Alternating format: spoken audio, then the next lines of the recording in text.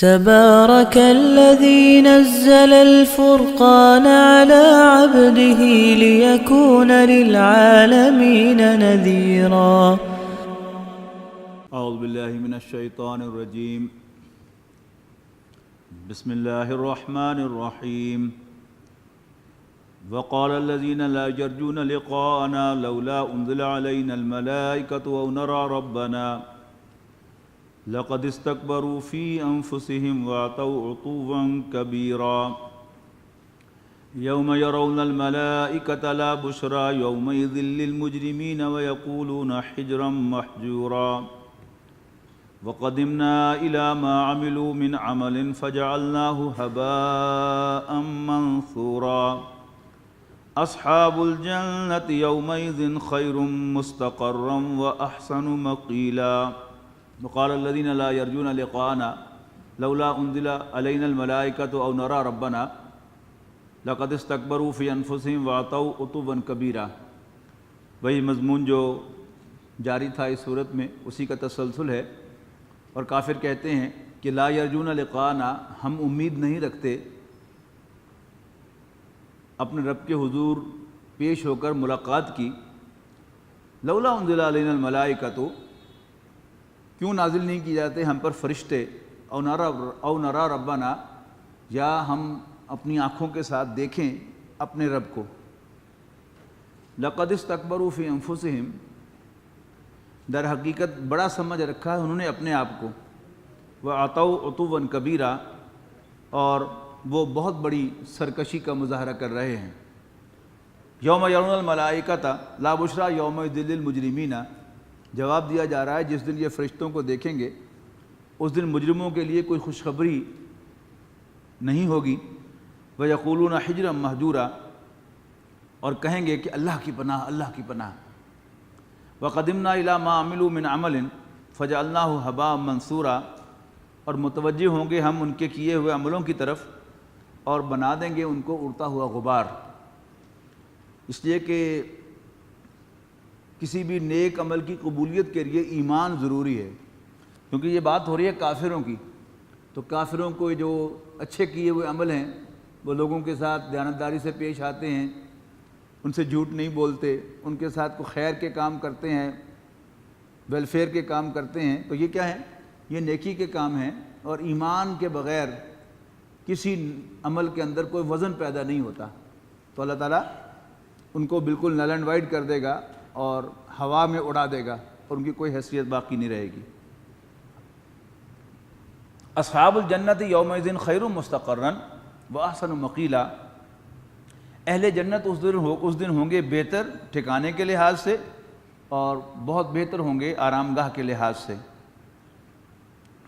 یوم تشقق السماء بالغمام، جس دن آسمان پھٹ جائے گا بالغمام، اور ایک بادل نمودار ہوگا. ونزل الملائکۃ تنزیلا، اور اتارے جائیں گے فرشتے کثرت سے ایک دوسرے کے پیچھے.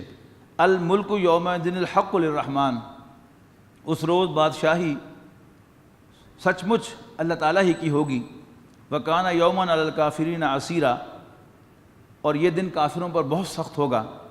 یوم یعض الظالم علی یدیہ، جس دن چبائیں گے ظالم اپنے ہاتھ. وَيَقُولُ يَا لَيْتَنِي اتَّخَذْتُ مَعَ الرَّسُولِ سَبِيلًا، اور کہیں گے کاش کہ ان میں سے ہر شخص کہے گا کاش میں لگ جاتا رسول کے ساتھ راستے میں. یا ویلتا لیتنی، ہائے میری کمبختی، کاش لم اتخذ فلانا خلیلا، کہ میں فلانے شخص کو اپنا دوست نہ بناتا. لقد اضلنی، یعنی یہ کمپنی جو ہوتی ہے اس کا بہت اہم رول ہوتا ہے، اور جس کمپنی کو انسان اختیار کرتا ہے وہ آہستہ آہستہ اسی کے رنگ میں رنگا جاتا ہے. ہم میں سے بہت سے لوگ ہیں کہ وہ سمجھتے ہیں کہ میں دیندار ہوں، میں نماز روزہ بھی کروں اور اللہ تعالیٰ کی بندگی بھی کروں، لیکن مجھے میری دوستی پر کیا پابندی ہے؟ میں جس سے چاہوں دوستی کروں، جس سے چاہوں دشمنی کروں. لیکن دینی غیرت کا تقاضا یہ ہے کہ ہم اللہ کے رسول صلی اللہ علیہ وسلم کے دشمنوں کے ساتھ کوئی دوستی نہ کریں. پھر دہرا رہا ہوں میں اپنی بات، مسلمان کون ہے؟ جو حضرت محمد صلی اللہ علیہ وسلم کو اللہ کا بھیجا ہوا پیغمبر سمجھتا ہے اور ان کی لائی ہوئی تعلیمات کو حرف آخر سمجھتا ہے۔ اور کافر کون ہے؟ جو رسول اللہ صلی اللہ علیہ وسلم کے اس دعوے کو قبول نہیں کرتا، تسلیم نہیں کرتا۔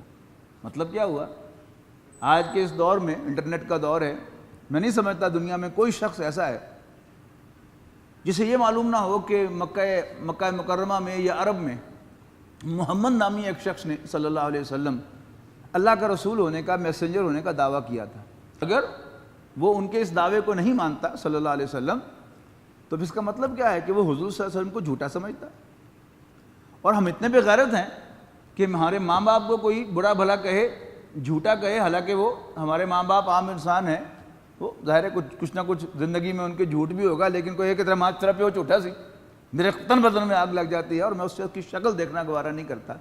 تو میں اتنا بے غیرت ہوں کہ جو رسول اللہ صلی اللہ علیہ وسلم کو جھوٹا کہے، جھوٹا سمجھے، اس پر مجھے بڑا پیار آتا ہے اور میں جا کے اس سے گلے لگتا ہوں اور اس کے ساتھ جا کے گپے لگاتا ہوں اور اس کے ساتھ وقت گزارتا ہوں۔ سوچنے کی بات ہے۔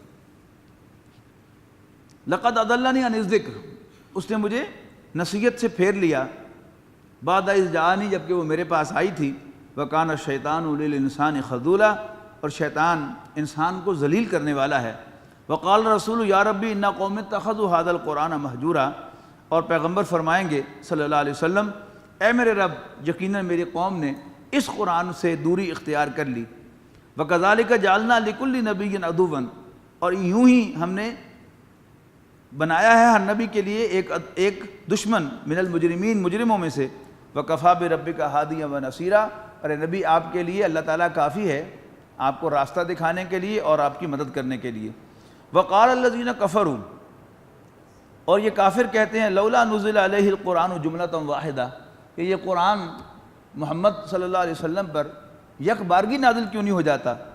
کذالک لنثبت بہ فؤادک، اور ایسے ہی کیا گیا ہے تاکہ جما دیں ہم اے نبی آپ کے دل کو، ورتلناہ ترتیلا، اور ہم نے اس کو ایک ترتیب کے ساتھ ٹھہر ٹھہر کر پڑھا ہے۔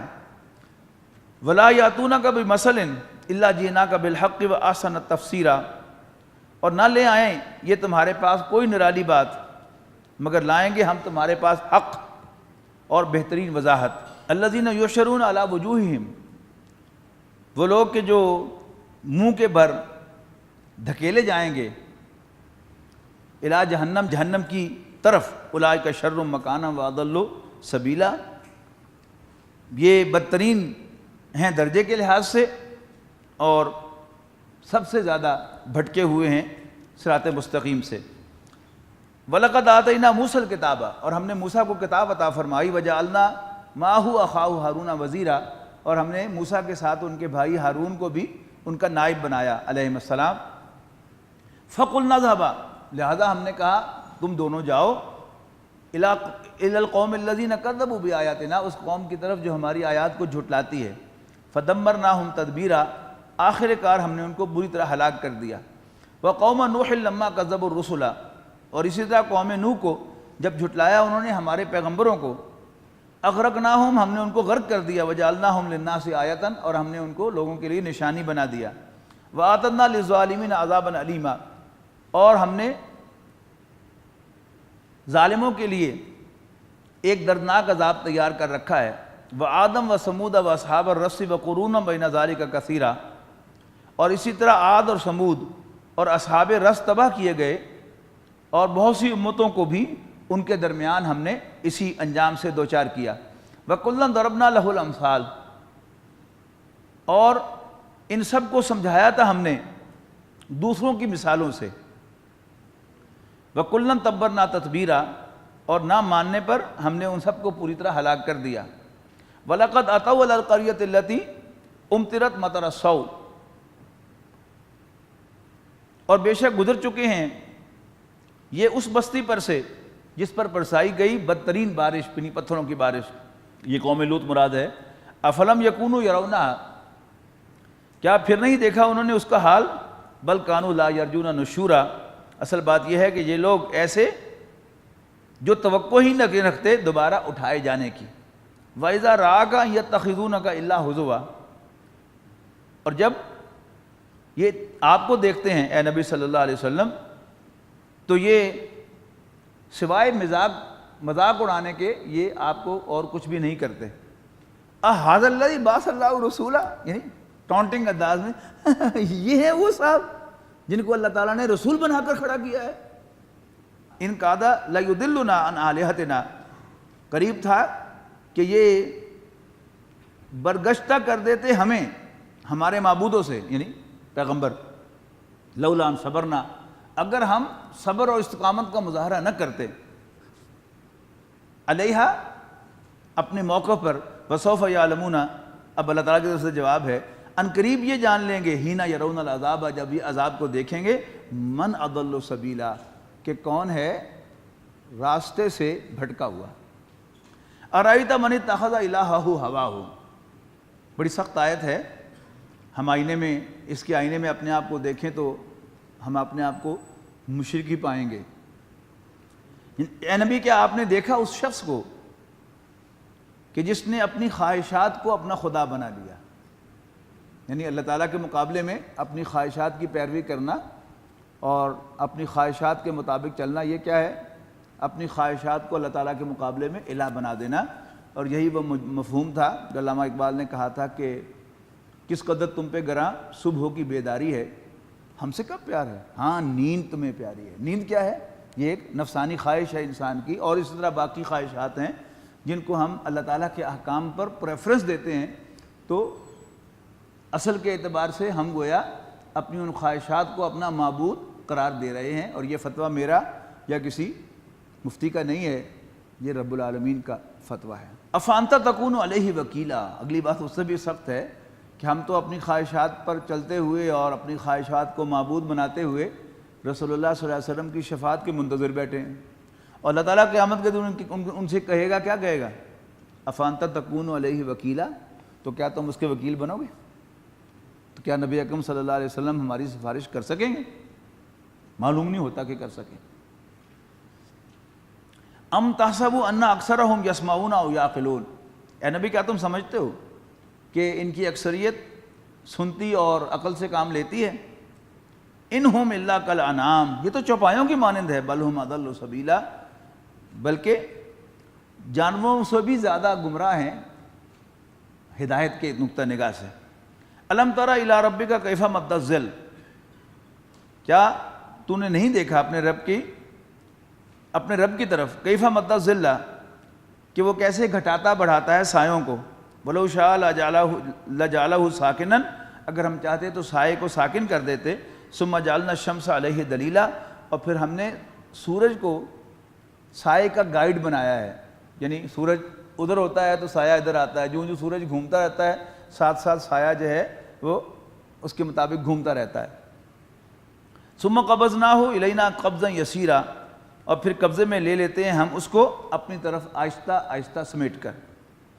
وَهُوَ الَّذِي جَعَلَ لَكُمُ اللَّيْلَ لِبَاسًا, اور وہی تو ہے جس نے تمہارے لیے رات کو لباس بنایا, کور کرنے والی. وَالنَّوْمَ سُبَاتًا, اور نیند کو باعث سکون بنایا.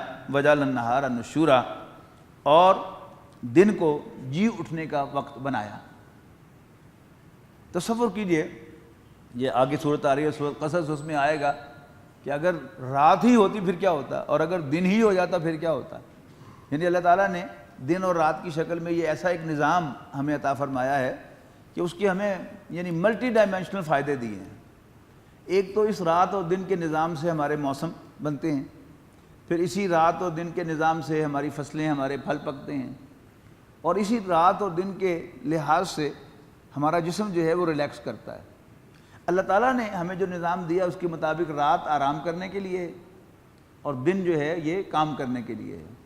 ہم نے جو نظام وضع کیا ہے, ہم دن رات جو ہے وہ رات پوری جو ہے وہ کام کرتے ہیں, اور جب اٹھنے کا وقت ہوتا ہے فجر کی نماز سے پہلے ہم سو جاتے ہیں, اور پھر 10-11 بجے تک ہم سوتے رہتے ہیں, جو بہترین وقت ہے انسان کا کام کرنے کا فریش مائنڈ کے ساتھ, اس کو ہم ضائع کر لیتے ہیں.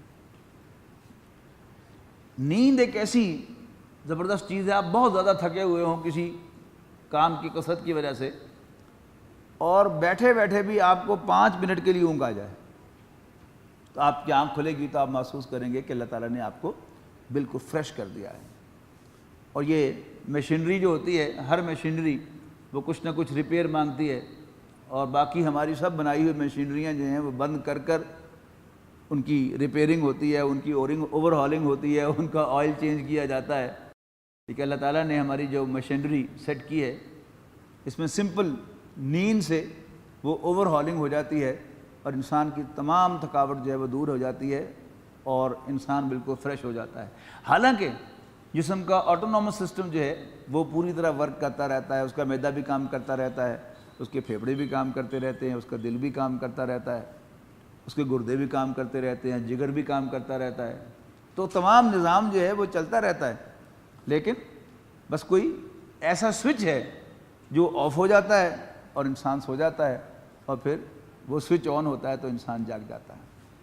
ثم قبضناہ الینا قبضا یسیرا وہو الذی جعل لکم اللیل لباسا، وہی تو ہے جس نے رات کو تمہارے لیے لباس بنایا، والنوم سباتا، اور دن کو باعث آرام بنایا، وجعل النہار نشورا، اور دن کو جی اٹھنے کا وقت بنایا، وہو الذی ارسل الریاح بشرا، اور وہی تو ہے جو ہواؤں کو بھیجتا ہے خوشخبری بنا کر، بین یدی رحمتی، اس کی رحمت کے آگے آگے،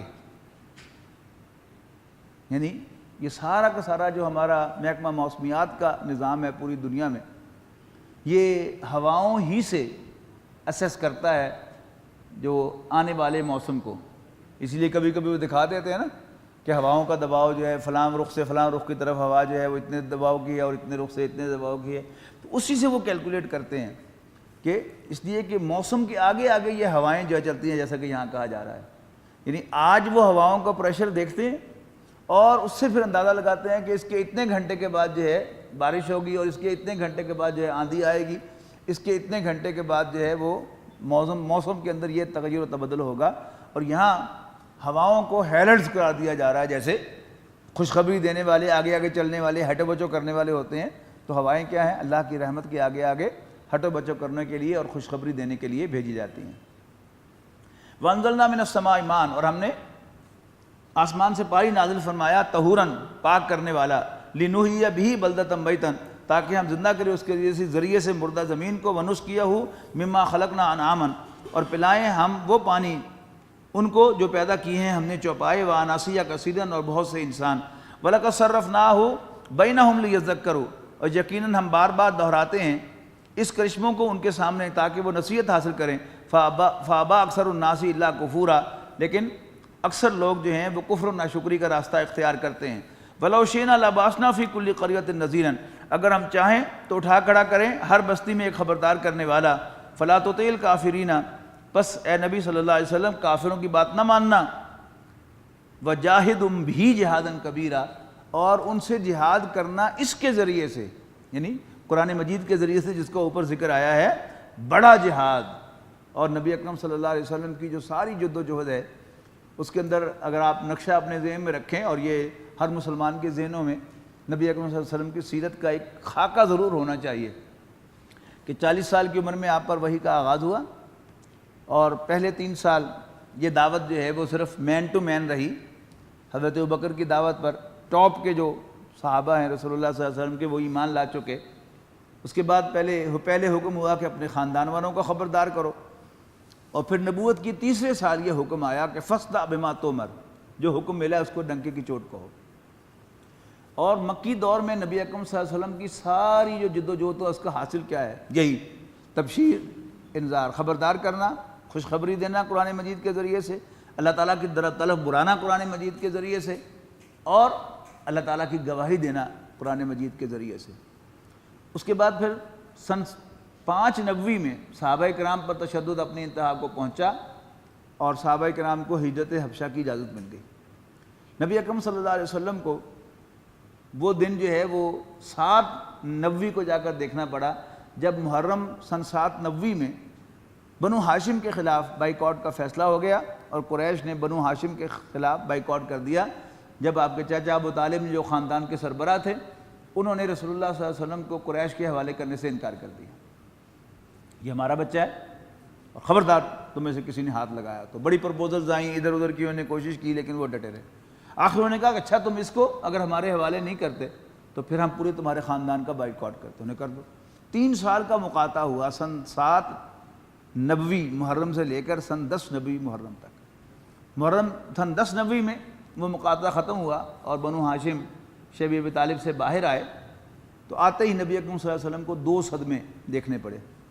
ایک صدمہ حضرت خدیجہ رضی اللہ تعالی عنہا کی وفات کا، اور دوسرا ابو طالب کے چلے جانے کا۔ اللہ تعالیٰ نے ابو طالب کو اٹھا لیا، اور ابو طالب کے اٹھائے جانے سے ایک بہت بڑا چینج آیا کہ وہ خاندان بنو ہاشم جو ابو طالب کی قیادت میں آپ کی پشت پر تھا، ابو لہب کو قیادت ملنے سے ظاہر ہے، یہ جیسے آپ دیکھتے ہیں یہ سعودی خاندان میں یعنی کنگ عبدالعزیز کے بعد پھر ان کے بیٹے ون آفٹر دی ادر یہ بادشاہ بن رہے ہیں، تو اسی طرح عبد المطلب کے بعد زبیر حضور صلی اللہ علیہ وسلم کے ایک تایا تھے، وہ خاندان کے سربراہ بنے، ان کا انتقال ہوا تو ابو طالب خاندان کے سربراہ بنے، اور پھر ایک طویل سرداری جو ہے بنو ہاشم کی ان کے ہاتھ میں رہی، اور نبی اکرم صلی اللہ علیہ وسلم کی اس دعوت کے لیے وہ بہت ممد اور معاون ہوئی، اور پھر نبی اکرم صلی اللہ علیہ وسلم کو معراج نصیب ہوئی، اور معراج سے واپسی پر پھر اللہ تعالیٰ نے آپ کو وہ راستہ دکھایا مدینہ منورہ کا، وہ کھڑکی کھولی، وہاں سے 5 آدمیوں کو بھیجا کہ وہ آئے، اور نبی اکرم صلی اللہ علیہ وسلم نے انہیں اپنے آپ کو متعارف کرایا ان سے، اور وہ ایمان لے آئے۔ اگلے سال 12 افراد آئے، اس سے اگلے سال 75 افراد آئے، اور بیعت عقبہ ثانیہ ہوئی۔ انہوں نے حضور صلی اللہ علیہ وسلم کو پیشکش کی، ہجرت کی، آپ ہمارے پاس آ جائیں، آپ نے قبول کی۔ اب وہ گویا حضور صلی اللہ علیہ وسلم کی جدوجہد میں شریک ہوئے، تو آپ نے ان سے بیعت لی، اطاعت کی۔ 12 نقیب مقرر فرمائے ان کے، اچھا پھر سمع و اطاعت کرنی سیکھو، اس لیے کہ ڈسپلن کے اندر جو بھی بڑا لیڈر ہوتا ہے اس کو تو اپنی اطاعت کے لیے کسی بیعت کی ضرورت یا عہد کی ضرورت نہیں ہوتی کہ میرا کہنا مانو گے۔ حضور صلی اللہ علیہ وسلم تو سب سے بڑے لیڈر تھے، لیکن بڑے لیڈرز جو ہوتے ہیں وہ براہ راست دلوں پر حکومت کیا کرتے ہیں، درمیان میں کوئی وعد و وعید کی ضرورت نہیں ہوتی۔ لیکن جب آپ نے باقاعدہ کوئی جد و جہد کرنی ہے اور ہر جگہ آپ خود موجود نہیں ہو سکتے، تو پھر آپ کو ایک ڈسپلن قائم کرنا پڑتا ہے، ایک جماعتی ڈسپلن۔ آپ کچھ کیڈرز بناتے ہیں، ان کے کچھ ذمہ دار بناتے ہیں، اور پھر ہر شخص جو اس کو رپورٹ کرتا ہے وہ اس کا کہنا مانتا ہے، تب آرگنائزیشن ہوتی ہے۔ وہ ادارہ، وہ دفتر، وہ انسٹیٹیوشن نہیں چل سکتا جس میں جو بھی ذمہ داران ہیں ان کا کہنا نہ مانا جاتا ہو۔ تو نبی اکرم صلی اللہ علیہ وسلم نے ان کے 12 نقیب مقرر کیے اور ان نقباء کی اطاعت کا حلف لیا، اس کو کہتے ہیں بیعت عقبہ ثانیہ۔ اور پھر 2 ماہ کے بعد نبی اکرم صلی اللہ علیہ وسلم نے ہجرت فرمائی ہے۔ اب ہجرت کے بعد جو آپ کی ساری جد و جہد ہے، عام طور پر وہ ہائی لائٹ کی جاتی ہے کہ آپ نے یعنی 1.5 سال میں ایک موومنٹ کی اور مہمیں بھیجی اور قریش کو مجبور کیا کہ وہ آ کر حملہ کریں۔ غزوہ بدر ہو گیا، اگلے سال ٹھیک 13 ماہ کے بعد غزوہ احد ہو گیا، پھر سن 5 ہجری میں بڑی جنگ غزوہ خندق ہوئی، اور اس کے بعد صلح حدیبیہ ہوئی، اور پھر فتح مکہ ہو گئی۔ لیکن سوال یہ ہے کہ اس میں جو بنیادی تھا کردار وہ کس کا تھا؟ نبی اکرم صلی اللہ علیہ وسلم کی جماعت کا بنیادی نیوکلیس وہ صحابہ کرام تھے کہ جو ایمان لا کر نبی اکرم صلی اللہ علیہ وسلم پر ایمان لا کر اور قرآن مجید کی صداقت پر یقین رکھتے ہوئے اللہ کو اور آخرت کو مان کر رسول اللہ صلی اللہ علیہ وسلم کے ساتھی بنے۔ نبی اکرم صلی اللہ علیہ وسلم کی اصل فورس یہی تھی، اور یہ جو جہاد جس کا یہاں پر ذکر ہو رہا ہے وہ انہی کے ساتھ ہوا تھا۔ جاہدہم بہ، ان سے جہاد، کیونکہ مکی صورت ہے نا، اور اب یہ بھی ذہن میں رکھیے گا آپ، وہ درمیانی جو 4 سال ہیں یہ ان کی صورتیں شروع ہو گئی ہیں، اور ان کے اندر کہا کیا جا رہا ہے جاہدہم بہ، تم ان سے جہاد کرو، یعنی وہ جو مخالفین جن کا اوپر ذکر ہو رہا ہے تم ان سے جہاد کرو، بہ، اس کے ساتھ قرآن مجید کے ساتھ، جہادن کبیرہ، بہت بڑا جہاد۔ اور پوری مکی زندگی میں نبی اکرم صلی اللہ علیہ وسلم نے ایمان کی دعوت دی ہے۔ کہاں کیسے دی ہے؟ قرآن مجید کی آیات سنا کر، یتلو علیہم آیاتہ ویزکیہم ویعلمہم الکتاب والحکمہ، آپ انہیں لوگوں کو اللہ تعالیٰ کی آیات پڑھ کر سناتے تھے، ان کا تزکیہ فرماتے تھے، اور انہیں کتاب و حکمت کی تعلیم دیتے تھے صلی اللہ علیہ وسلم۔ وَهُوَ الَّذِي مَرَجَ الْبَحْرَيْنِ هَذَا عَذْبٌ فُرَاتٌ وَهَذَا مِلْحٌ أُجَاجٌ، اور وہی تو ہے جس نے 2 دریا چلائے، هَذَا عَذْبٌ فُرَاتٌ، یہ پیاس بجھانے والا میٹھا پانی ہے، وَهَذَا مِلْحٌ أُجَاجٌ، اور یہ کھاڑی اور کڑوا پانی ہے، نمکین اور کڑوا پانی ہے، وَجَعَلَ بَيْنَهُمَا بَرْزَخًا، اور اس نے ان کے درمیان ایک پردہ حائل کیا ہے، وَحِجْرًا مَحْجُورًا، اور ایک رکاوٹ جو ان دونوں کو آپس میں ملنے نہیں دیتی. وَهُوَ الَّذِي خَلَقَ مِنَ الْمَاءِ بَشَرًا، وہی تو ہے جس نے پانی سے انسان کو پیدا کیا. فَجَعَلَهُ نَسَبًا وَصِهْرًا، اور پھر بنائے اس کے نسبی رشتے بھی، اس کے خونی رشتے بھی اور اس کے سسرالی رشتے بھی.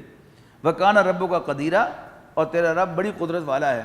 وَيَعْبُدُونَ مِن دُونِ اللَّهِ مَا لَا يَنفَعُهُمْ وَلَا يَضُرُّهُمْ، اور یہ اللہ کو چھوڑ کر پوجتے ہیں ان چیزوں کو جو نہ ان کو فائدہ دیں اور نہ ہی ان کو کوئی نقصان. وَكَانَ الْكَافِرُ عَلَىٰ رَبِّهِ ظَهِيرًا، اور کافر اپنے مقابلے میں ایک دوسرے کے مددگار ہیں.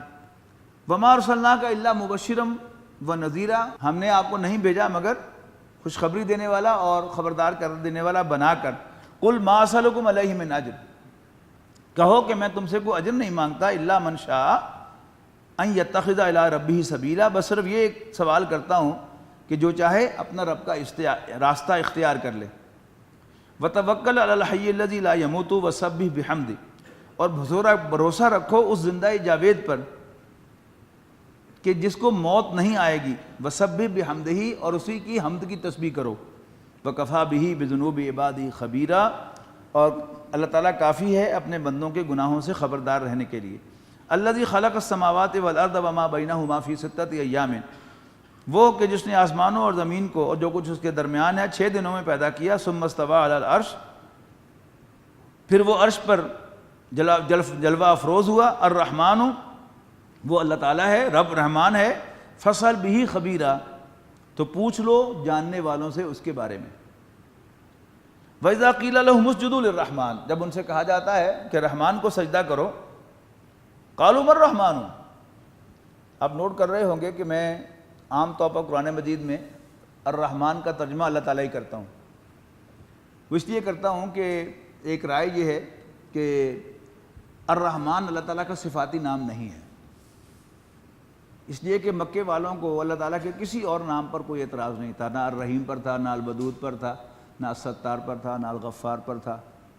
الرحمن پر اعتراض تھا. اس کی وجہ یہ ہے کہ جیسے انگریزی میں اللہ کے مقابلے میں جو لفظ ہے وہ کیا ہے؟ کیپٹل جی والا گاڈ.